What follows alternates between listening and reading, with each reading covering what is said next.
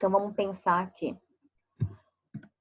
Nessa terceira geração, então, nós temos aqui, ó, este movimento. Estão vendo? Ó, porque esse primeiro movimento é de independência do Brasil.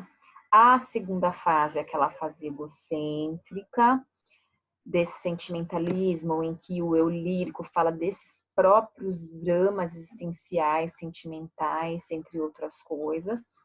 E na terceira fase, nós temos este movimento aqui. Por quê? Vale a gente pensar no seguinte: ainda no século XIX, em 1888, nós temos a abolição dos escravos, em que várias narrativas vão falar sobre isso, especialmente o realismo, porque o realismo ele vai se enquadrar na segunda metade do século XIX. Nós estamos falando da primeira metade do século XIX, mas aqui o romantismo da terceira geração já está caminhando aí para essa segunda metade do século XIX. Então, portanto, ele já tem um olhar social.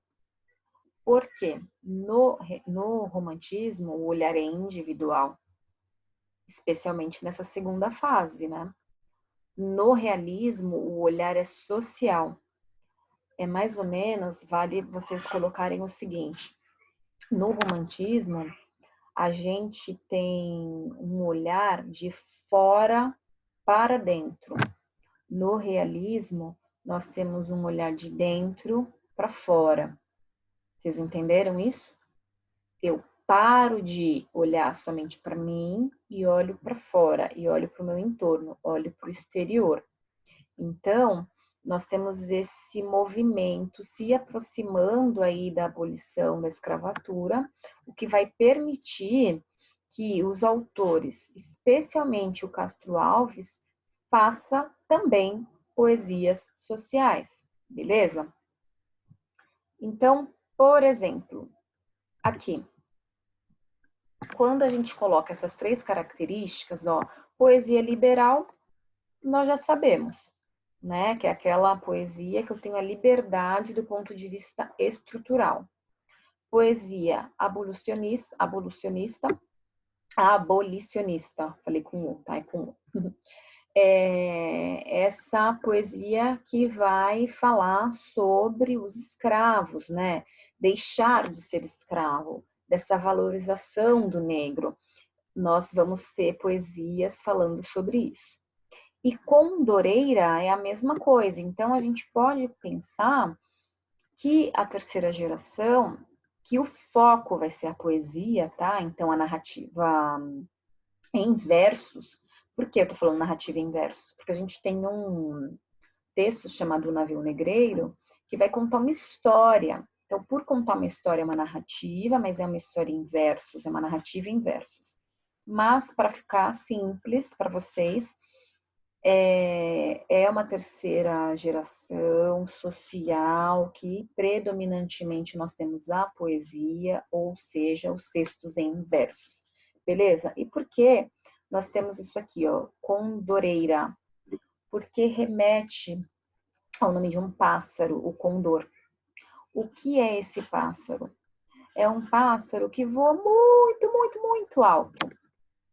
E essa comparação que se faz até para colocar o nome desse movimento é porque eles acreditavam que as pessoas elas tinham que ser livres e voar tão alto quanto um condor. Então, por isso tem essa associação. É como se o condor fosse uma alegoria dessa liberdade, essa liberdade que se conecta aí com essa fase social do romantismo. Queria tanto que vocês pudessem perguntar agora, mas tudo bem, me façam comentários, tá bom? Características aqui. Nós temos o erotismo, que vocês se lembram que há umas 2 semanas a Daphne e eu fizemos aquela aula sobre a mulher na literatura, que inclusive eu deixei até separado aqui, eu vou abrir para vocês. Nós lemos esse texto para vocês, Noite de Amor, do Castro Alves, que ele fala primeiro nessa metade aqui de uma perspectiva muito mais singela e delicada dessa mulher, E na segunda parte ele fala dessa paixão, desse fogo, dessa erotização do feminino. Quando a gente pensa em erotização, nós estamos pensando dessa forma, que, por exemplo, aqui, ó, nessa estrofe, quando ele fala, eu fui brisa, tu foste a rosa, fui mariposa, tu me foste a luz, porque a mariposa, ela é envolvida pela luz, né? Brisa, beijei-te, mariposa, ardi-me, e hoje me oprime, do martírio à cruz. Olha esse ardi-me, essa ardência, né? Essa relação que ele faz com o sentimento que ele tem aí por essa mulher. Então, a erotização é neste sentido, tá bom? Então, vamos voltar lá na parte que nós estávamos.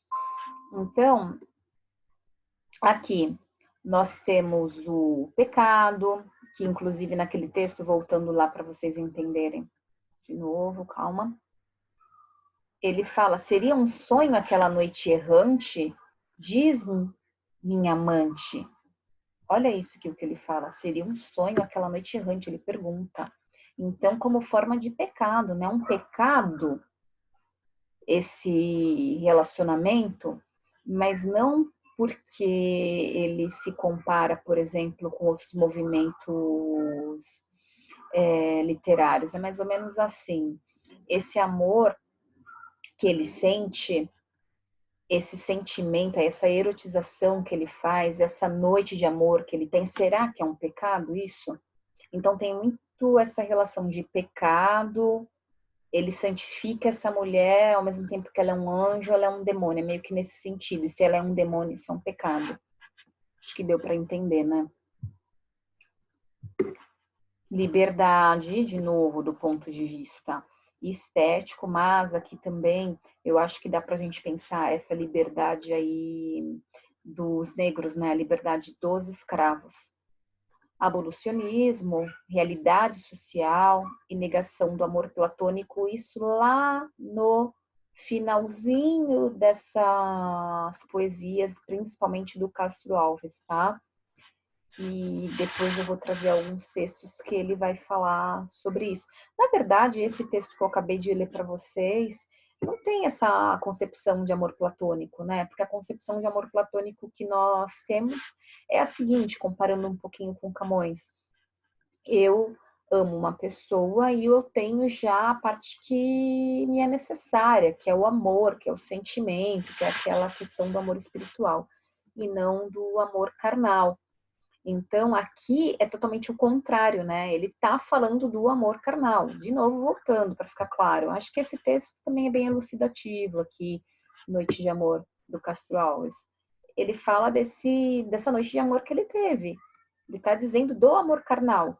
Se fosse um texto de Camões, jamais ele falaria, porque ele já tem o sentimento.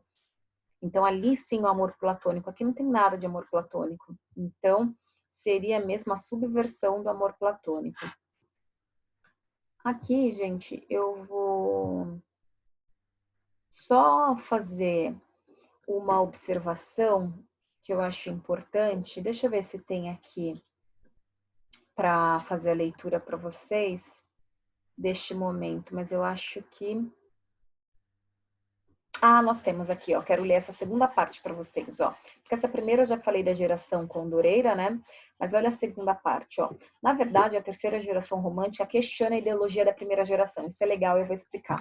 Uma vez que os escritores da primeira fase do nosso romantismo representam o povo brasileiro como resultado da união de duas etnias, o branco europeu e o índio. Olha que interessante. Pausa aqui. Lembram do livro Iracema, que eu contei um pouquinho para vocês a história? Então, por exemplo, Iracema vai contar, é a lenda aí do povo brasileiro, né?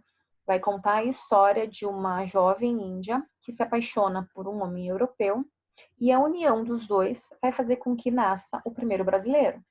Beleza. O que nós... Eu falei a lenda do povo brasileiro? Não, a lenda do Ceará, Iracema. Então, aqui nós temos na primeira geração uma conexão do europeu com o índio, mas a gente não pode esquecer que quando as embarcações portuguesas vieram para o Brasil, elas já traziam escravos. Então, nós já tínhamos ali, desde o princípio, por mais que nós não tenhamos aí relatos do nosso povo descrevendo, porque boa parte da história é contada aí, o Marcelo vai dizer muito melhor do que eu isso, né? Mas boa parte da história, e principalmente esse início, né, que nós temos em livros didáticos, enfim, é contada aí pelo olhar do europeu. Então, a gente tem uma visão problemática aí dessa situação. Então, quando a gente pensa nesse primeiro momento, eu tenho o branco e o índio. E a primeira geração não fala do negro. Então, aqui, ó, quando eu